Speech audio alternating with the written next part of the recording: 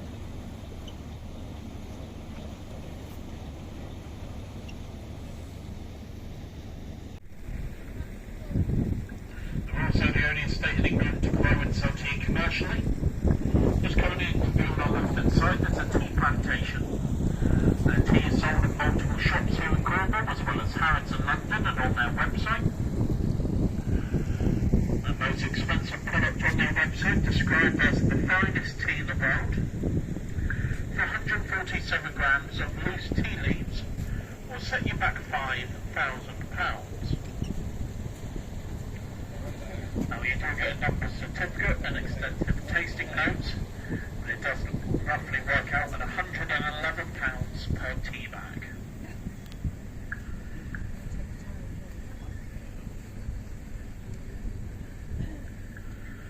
And the cottage on our right ensure Smuggler's Cottage of Tolvern. Parts of the cottage date back well over 500 years. Had multiple roles in its lifetime, was an old ferryman's cottage, successful restaurant and tea room. Now it's a private house and small marina for the Tregoffin estate. It was also used as another embarking point for the American troops for the D-Day landings. General Eisenhower actually visited that cottage a couple of times, including signing one of the last pieces of paper to agree to the D-Day landings, along with Montgomery and Sir Winston Churchill.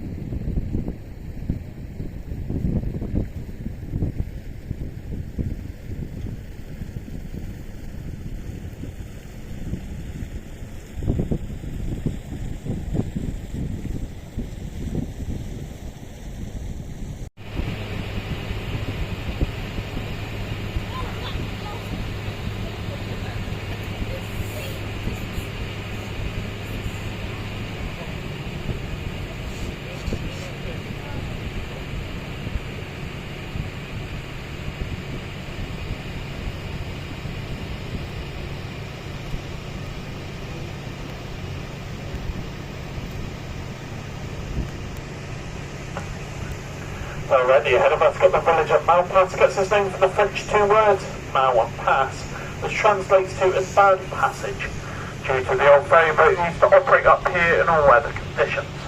The village itself is divided by two rivers, Troy River continuing on our left-hand side for another 2 miles. Shortly beginning on the right-hand side is the Trelissick River, heading up past a small little hamlet of St Clement on its way. Located in the heart of the village is the award-winning Heron Inn, gets its name from a heronry on our left-hand shore. Well, for anyone leaving us here in a minute, thank you very much for staying with us. Hope you have enjoyed it. If you're getting off here but coming back later, you're more than welcome to do so. Your return time will be 3:35. So 3:35 from Malpas back down the river. Of course, if you don't wish to get off, you're more than welcome to stay on board. Just quickly pop in, pick up any new passengers, and then we'll be on our way.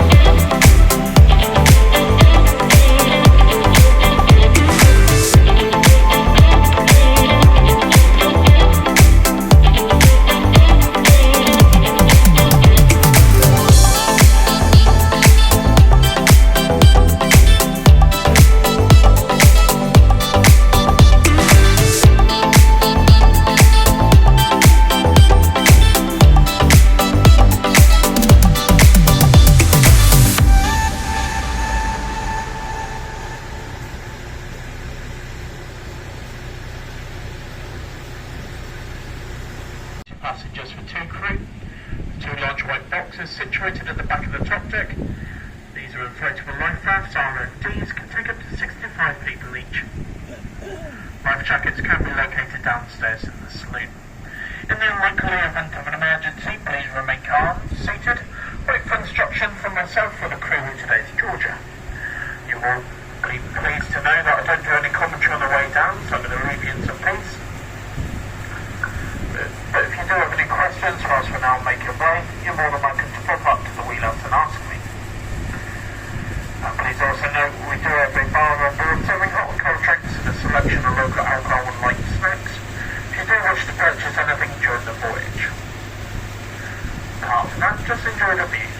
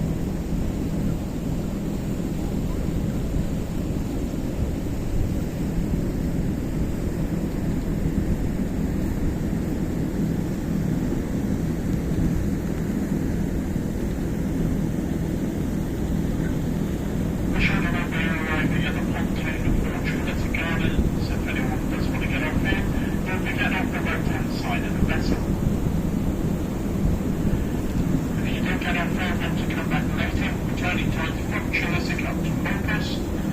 It is 3:15 from the pontoon, so 3:15 from the pontoon up to Malpas.